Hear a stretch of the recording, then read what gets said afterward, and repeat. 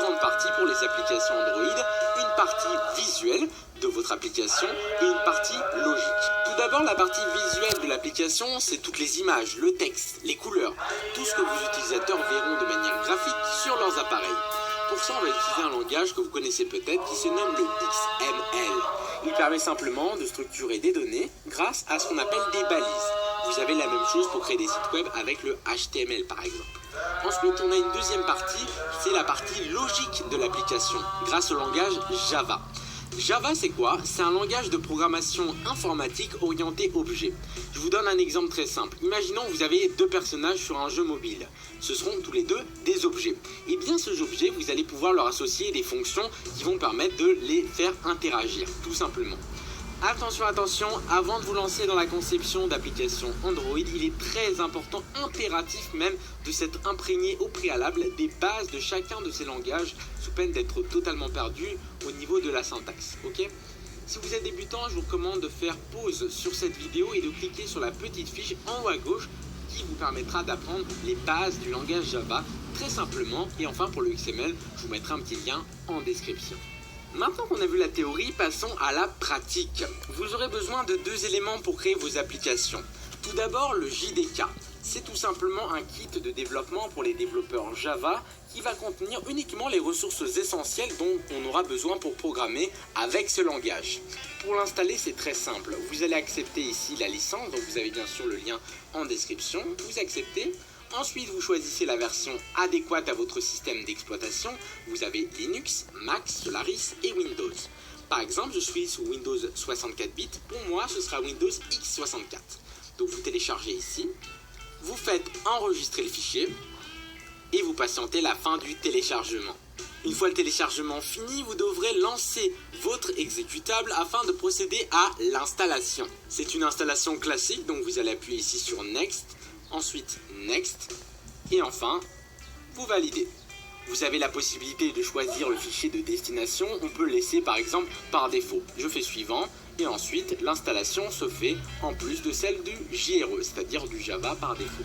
Parfait, notre JDK a été installé. Vous pouvez faire ici Close et on va passer au deuxième élément. Le deuxième élément qu'on aura besoin, c'est le plus important, c'est Android Studio. C'est tout simplement notre fameux environnement de développement cité précédemment sur lequel on va écrire notre code, mais également le débugger et même créer ce qu'on appelle un émulateur. C'est tout simplement une sorte de mini téléphone ou de mini appareil que vous pourrez directement afficher sur votre écran. Pour procéder à l'installation, vous allez vous rendre dans le site qui est en description sur le site d'android.com et on va ici faire Download, comme ceci. Vous allez ici accepter bien sûr les conditions et appuyer sur Download. On enregistre le fichier et vous avez juste à attendre la fin du téléchargement. Une fois le téléchargement fini et exécuté, vous allez arriver sur cette fenêtre. Donc là, vous appuyez sur Suivant. Ensuite, vous allez arriver sur les options, donc vous allez tout cocher. Android Studio, ça va être notre IDE, comme je vous avais dit. Le Android SDK va contenir les ressources essentielles primaires qu'on aura besoin pour développer sous Android. Et enfin, le Android Virtual Device va permettre de faire des émulateurs des différents appareils, des téléphones, des tablettes et même des télévisions. Pour fonctionner ces trois logiciels, je vous recommande fortement d'avoir au moins 6 Go d'espace disque sur votre ordinateur et au moins 4 Go de mémoire vive, sinon votre émulateur ne fonctionnera pas correctement. On continue, donc vous allez appuyer encore sur Suivant et vous acceptez la licence Agreement.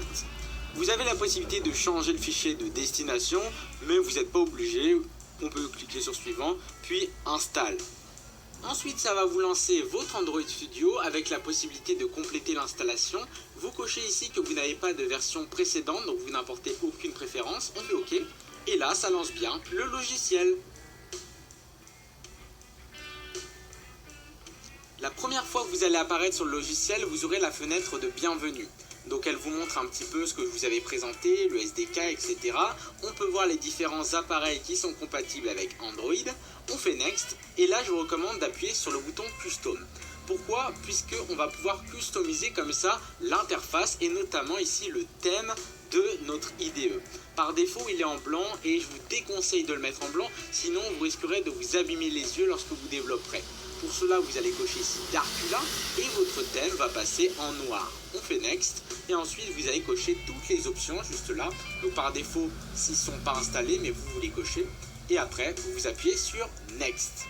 On fait Finish et là ça va finir l'installation des composants. Parfait.